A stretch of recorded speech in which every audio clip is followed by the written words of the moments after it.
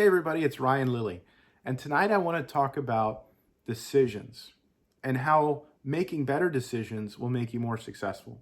I really believe that your decisions determine your success in life and ultimately determine your destiny. And for some of us, decisions are sometimes about the ones that we don't make.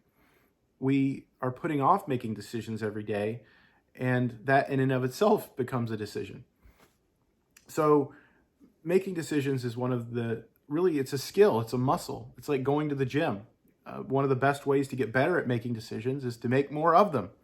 So I want to talk today about two ways that you can make a decision. And the first way is by thinking. Now, I'll tell you what I believe is one of my greatest weaknesses, and it's that I'm an overthinker. I will analyze a decision to death. I will think about all the possible alternatives, all the possible outcomes. Well, what if this happens? What if that happens? And really get into my head sometimes when it comes to making decisions. I used to collect old advertising from the 1950s and 60s, which is a weird hobby. But one of the slogans that IBM, International Business Machine Corporation, used to have in the 50s was called Think. And IBM managers used to have these signs, this is an actual one from the 50s, on their desks, and they used to come in different colors. A friend of mine actually gave this to me a few years ago that actually worked for IBM. And this was their brand. This was their slogan was Think. And it was to represent their analytical, computational, business that they were in. Thinking is not always a bad thing. Obviously, there's times when thinking will serve you and you need to think through decisions. But what I'm trying to get at is there are times when, especially in the bigger decisions you make in life, thinking is not always your friend. Thinking will cause you to go into your head to sometimes avoid making decisions. You'll get so caught up doing this that you won't do the thing that you need to do. So thinking is one way. So you might be asking, all right, so if I'm not supposed to think when making a decision, how else am I going to make a decision? Well, a few years ago, I was at a seminar, a conference, and this whole topic of decision making was being discussed. And it was brought up that you can make decisions from your head or from your heart. And if that sounds a little woo-woo or a little weird, you can also think of that as making a gut decision. Some people say, go with your gut on this decision. That's the same kind of thing what we're saying. I want to tell you a quick story to kind of illustrate this point of head versus heart. When I was in college, and I've got some of my old college memorabilia behind me here, I did 2 internships. One for an incubator, which is a building that supports startup companies and entrepreneurs.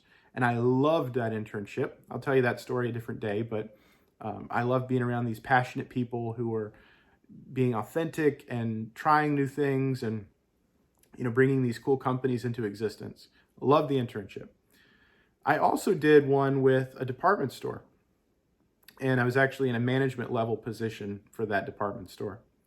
Well, graduation was coming and I was getting married, and one day a letter arrives in the mail, and it's from that department store chain, and they want me to come on as a manager for their store. And it was a great paying salary. It had a sign-on bonus. It was, again, we're picture this is the Great Recession, and you have this amazing thing in front of you. And I did know, though, in my heart that I was passionate about helping entrepreneurs, but in my head I thought, hey, here are the facts. You're getting married, you need a steady income, you need this. And so by thinking, I decided to go with the department store job. And long story short, I worked at the department store about 4 or 5 months as a manager, and they were about to build a brand new store about 45 minutes away and make me like an assistant store manager of this department store. And I got up one morning, I was brushing my teeth, I was getting ready to go to work, and I remember looking at myself in the mirror, making eye contact with myself, and realizing that I had lost respect for myself, that I was doing something I knew I wasn't passionate about. I was doing something that I knew didn't reflect my authentic self, if that makes any sense, that I was basically lying to myself about what I was doing. Again, I was good at that department store job. I was paid great money, but I didn't love it.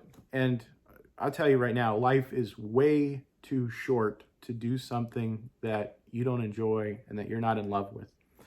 So I made at that time what was probably the hardest decision I ever made in my life, one of the scariest decisions I ever made in my life.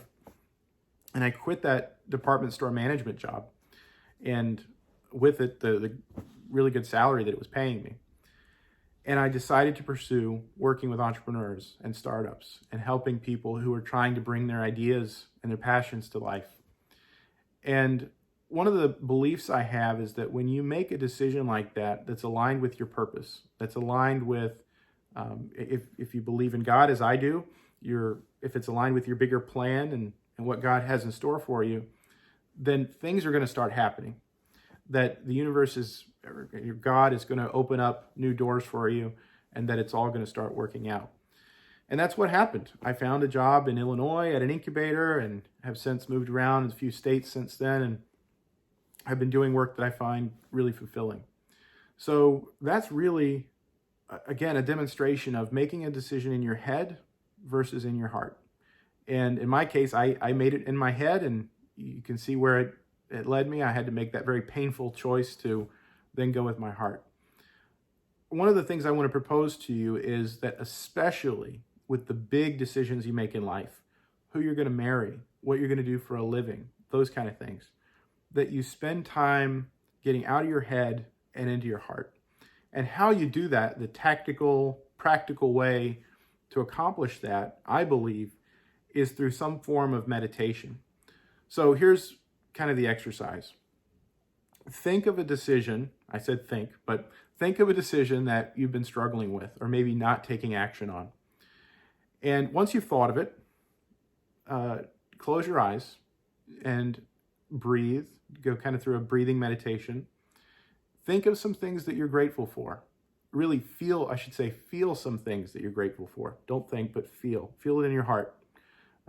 Some memories that you have in your life, people that you have been in your life, maybe your parents, your grandparents, your children, the birth of your child. That's what I think about. That's what I feel when I do a gratitude meditation. And I know this, again, might sound kind of weird if you're not used to it, but when you're in this place of gratitude in your heart, it pulls you out of your head. You don't have a chance to, be in that whole analytical thinking quandary. Just get into gratitude in your heart.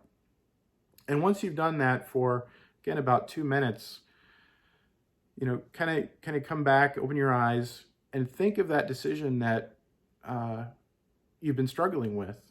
And I think you'll find that it'll come to you a whole lot easier when you've gotten out of your head for just a little while.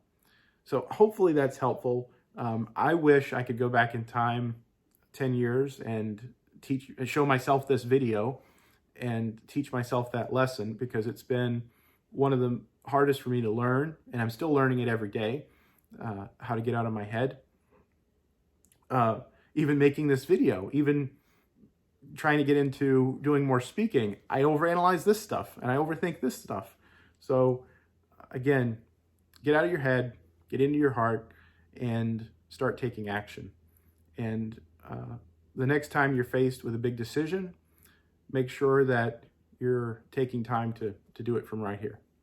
I hope this has been helpful. If it has, please like, share, and subscribe, and I'll see you all in the next video. Thanks, everybody.